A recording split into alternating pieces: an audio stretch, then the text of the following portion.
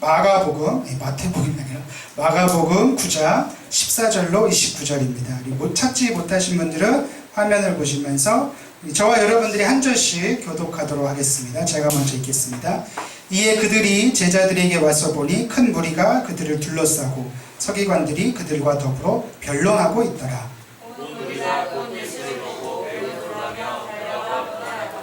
예수께서 물으시되 너희가 무엇을 그들과 변론하느냐?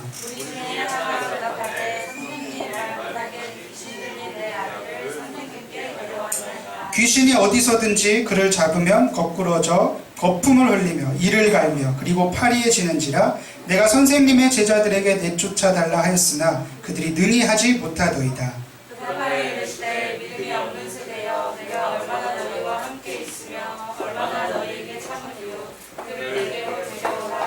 이에 데리고 오니 귀신이 예수를 보고 곧 그 아이로 심히 경련을 일으키게 하는지라 그가 땅에 엎드려져 구르며 거품을 흘리더라. 예수께서 그 아버지에게 물으시되 언제부터 이렇게 되었느냐 하시니 이르되 어릴 때부터입니다. 귀신이 그를 죽이려고 불과 물에 자주 던졌나이다. 그러나 무엇을 하실 수 있거든 우리를 불쌍히 여기사 도와주옵소서. 예수께서 이르시되 할 수 있거든이 무슨 말이냐 믿는 자에게는 능히 하지 못할 일이 없느니라. 곧 그 아이의 아버지가 소리를 질러 이르되 내가 믿나이다 나의 믿음 없는 것을 도와주소서 하더라.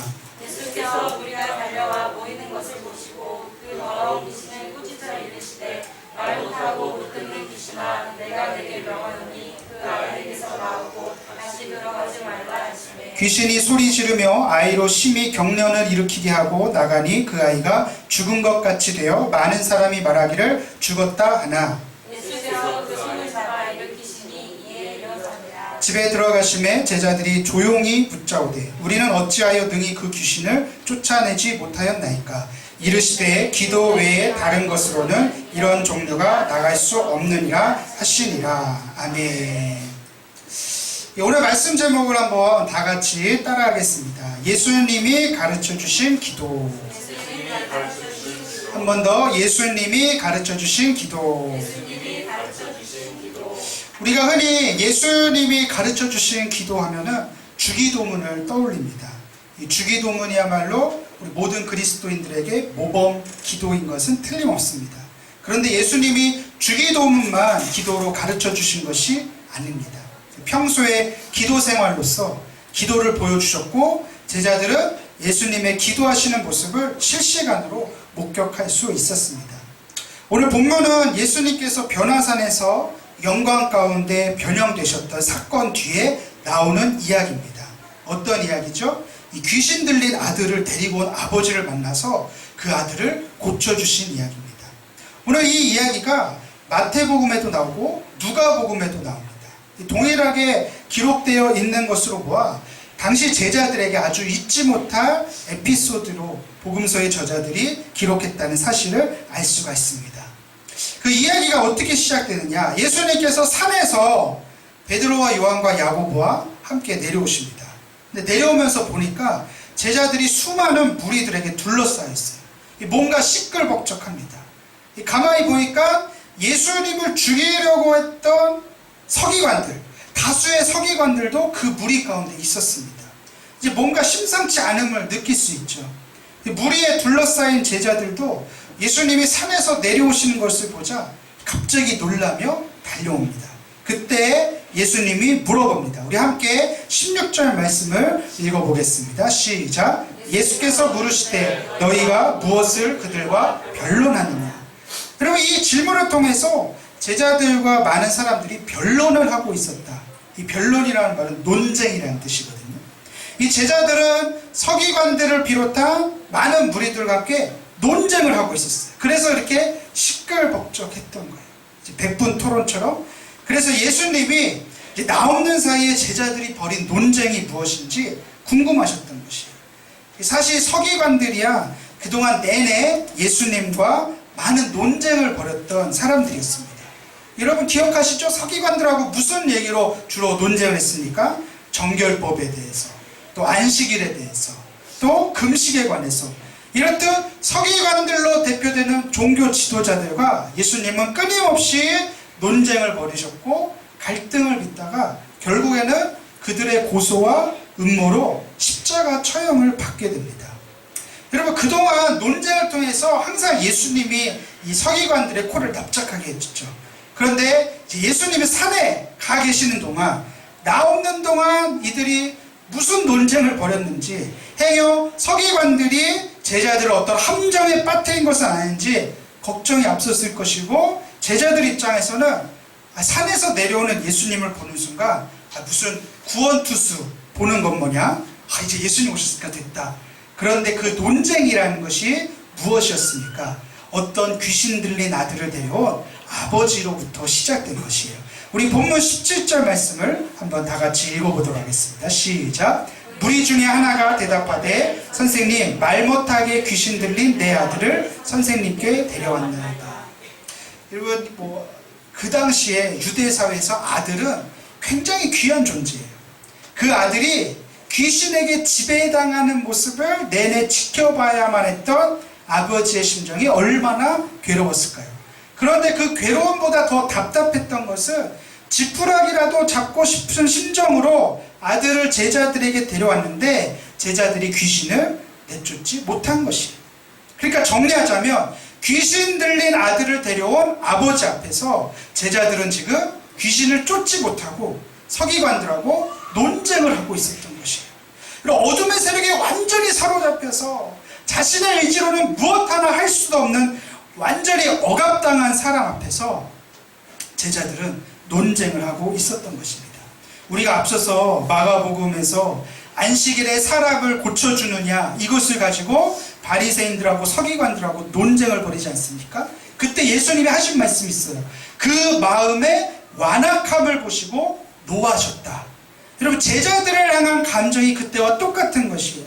그래서 예수님께서 19절에서 말합니다. 우리 다 같이 19절 말씀을 함께 읽어보겠습니다. 시작. 대답하여 이르시되 믿음이 없는 세대여, 내가 얼마나 너희와 함께 있으며 얼마나 너희에게 참으리요, 그를 내게로 데려오라 하시며.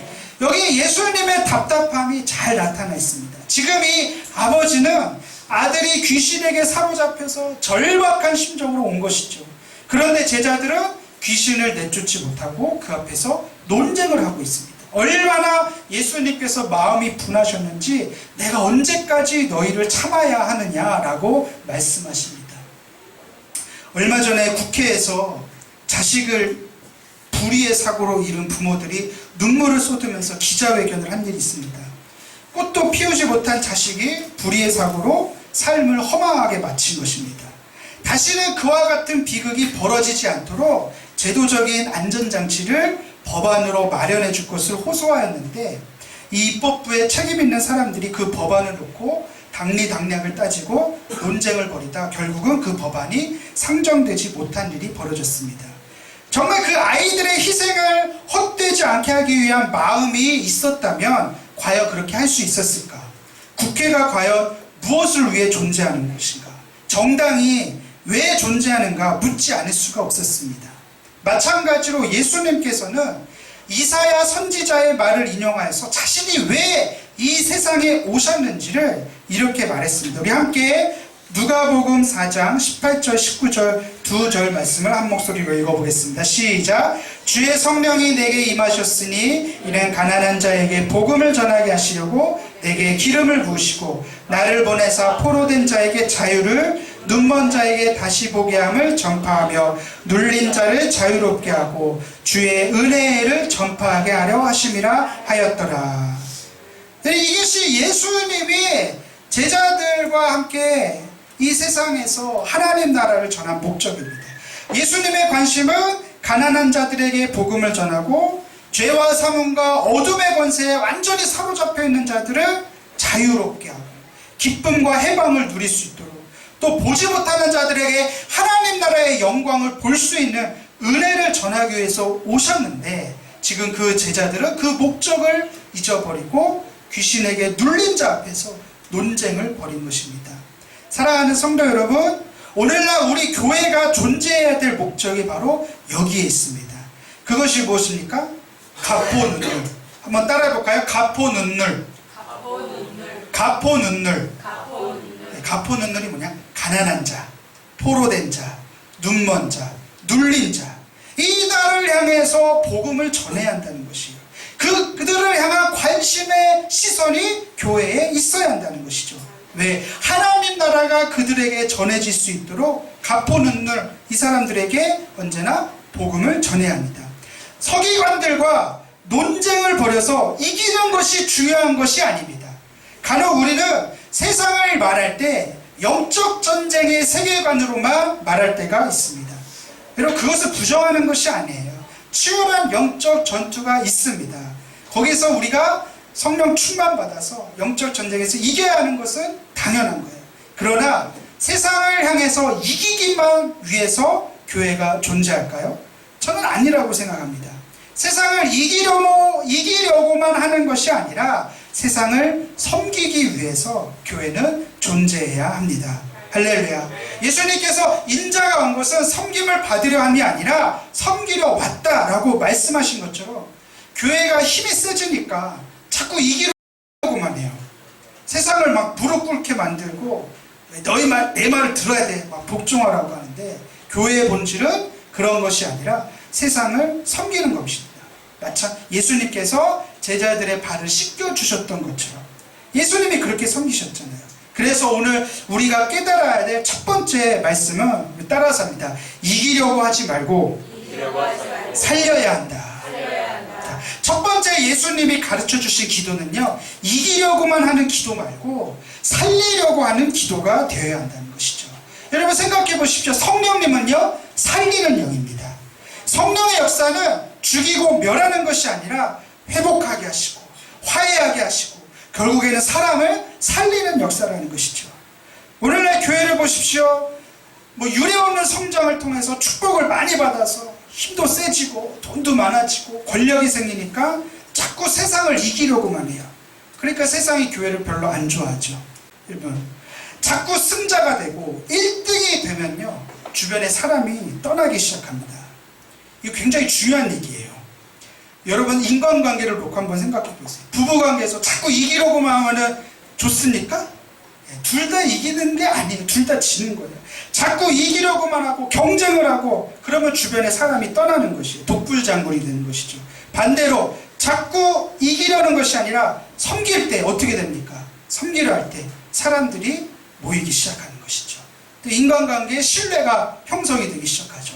더 중요한 것은 내가 더 많이 섬기고 더 많이 베풀려고 할 때 위에 계신 하나님께서 더 많이 부어주십니다. 할렐루야. 아멘 하신 분들은 더 많이 받을지. 지금 말고 아까. 나누면 나눌수록, 베푸면 베풀수록, 섬기면 섬길수록 하나님은 더 많이 부어주시고 더 많이 나눌 수 있도록 복을 내려주십니다. 우리 예수님께서 가르쳐주신 첫 번째 기도, 이기려고 하지 말고 섬길 수 있는, 살릴 수 있는 기도를 하시는 우리 교회가 되기를 주님의 이름으로 축복합니다. 두 번째로 예수님께서 가르쳐주신 기도는요, 경험이 아닌 말씀에 근거한 기도입니다. 우리 한번 따라하겠습니다. 경험이 아닌 말씀에 근거한 기도. 여러분, 귀신 들린 아들을 둔 아버지가 예수님께 호소합니다. 우리 다 같이 본문 22절 말씀을 다 같이 화면을 보시면서 읽어보겠습니다. 시작. 귀신이 그를 죽이려고 불과 물에 자주 던졌나이다. 그러나 무엇을 하실 수 있거든 우리를 불쌍히 여기사 도와주옵소서. 여러분, 우리 옛말에 그런 말이죠. 김병에 효자가 없다. 여러분, 오랜 세월 귀신에게 괴롭힘 당하니까 아버지가 예수님께 말하죠. 하실 수만 있으면 도와주십시오. 만약 하실 수만 있으면, 이게 조건문이죠. 그러니까 하실 수 없다라는 가능성을 염두에 둔 말이죠. 왜 이런 말을 했을까요? 이 말에 또 예수님은 어떻게 반응하셨을까요? 우리 다같이 23절 말씀을 다같이 읽어보도록 하겠습니다. 시작. 예수께서 이르시되 할 수 있거든이 무슨 말이냐? 믿는 자에게는 능히 하지 못할 일이 없느니라 하시니. 할 수 있거든이 무슨 말이냐? 우리는 그동안 이 말씀을 들으면서 이 믿음이 부족한 자를 향한 질책의 말씀으로 우리가 익히 들어왔습니다. 그런데 제가 설교를 준비하면서 계속 이 말씀을 묵상하면서 살펴보니까 단순히 믿음이 없는 것만은 아닌 것 같습니다. 왜냐하면 이 앞에 예수님께서 물어보시죠. 언제부터 이렇게 됐냐? 그때 아버지가 뭐라고 대답합니까? 어릴 때부터. 그러니까 이 귀신 들린 아이의 이 아들의 정확한 나이는 알 수 없지만 어릴 때부터 지금까지 오랜 세월 귀신에게 완전히 사로잡혔다는 사실을 우리가 알 수 있죠. 그러면 이 아버지가 이렇게 하실 수 있다면이라고 말한 까닭은 어디에 있을까요? 그것은 그가 경험한 세월이 그런 말을 하게 만든 것이죠. 간절함으로 정말 절박한 심정으로 예수님 앞에 나왔지만 그 오랜 시간 동안 그가 겪은 세월이 얼마나 힘들었을까요? 얼마나 어려웠을까요? 어릴 때부터 쭉 지금까지 예배도 드려보고 어떤 의사도 찾아가보고 금식도 해보고 뭔들 안 했겠습니까? 얼마나 귀한 자식인데. 그런데 그 긴 세월 동안 계속해서 고쳐지지가 않을까. 그 경험이 그로 하여금 하실 수만 있다면 라고 말한 것이죠. 그래서 만나교회 김병산 목사님이 이 본문을 가지고 다음과 같이 말합니다. 예수님을 바라보고도 전적으로 신뢰하지 못하게 하는 이유는 우리가 살아왔던 삶의 경험입니다. 노력도 해보고 노력해 보았지만 실패했던 아픔들입니다. 여러분, 우리가 기도를 많이 하면서 우리의 기도가 무엇에 근거하고 있는지를 깨달아야 합니다. 사실 경험이라고 하는 것이야말로 우리들에게 가장 강력한 근거가 될 수밖에 없죠. 우리 인간이라는 존재가 원래 그렇습니다. 자신이 경험한 것이 가장 확실한 증거이기 때문이에요. 여러분, 맛집 한번 가보신 적 있어요? 맛집. 저도 맛집 가는 거 참 좋아하는데요. 이 맛집 가보면요, 어떤 사람은 형편없다고 말하는 반면 또 어떤 사람은 너무 맛있다고 그러면서 둘이 막 싸우죠. 내가 해도 이거보단 맛있다 막 이러면서. 왜 그렇습니까? 경험이 그렇게 사람들에게 강력한 근거가 되는 것입니다.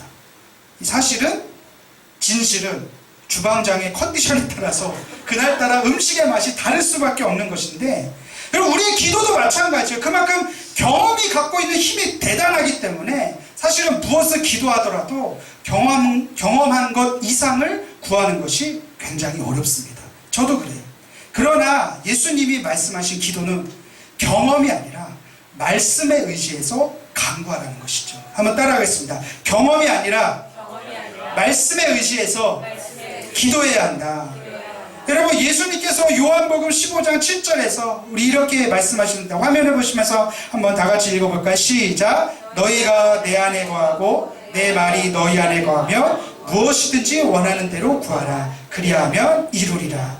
여러분, 예수님께서 말씀하신 기도는요, 예수님의 말씀이 우리 안에 거할 때 구하면 그대로 이루어진다는 말씀이에요. 여러분, 이 말씀은 예수님께서 포도나무 비유를 하실 때 하신 말씀이죠.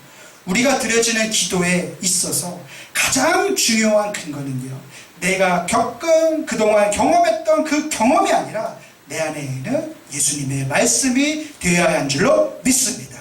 그래서 우리가 말씀대로 구하고 말씀대로 순종하고 말씀대로 따라갈 때 기적이 일어나고 변화가 나타나고 성령의 역사가 일어나는 것입니다. 그러므로 경험을 의지하지 말고 말씀에 의지해서 그물을 던지는 저와 여러분 되기 바랍니다. 여러분, 생각해 보십시오. 베드로가 갈릴리에서 얼마나 많은 경험이 있었겠어요. 내가 여기서 잡아봤고 내가 여기서 실패해봤고. 그런데 베드로가 뭐라고 얘기합니까? 내가 말씀에 의지하여 그물을 내리이다. 그렇게 했을 때 그물이 찢어질 정도로 잡혔던 것을 볼 수가 있습니다. 사랑하는 성도 여러분, 그동안 여러분들이 실패했던 경험을 과감하게 던져버리시고 기도하시기를 주님의 이름으로 축복합니다.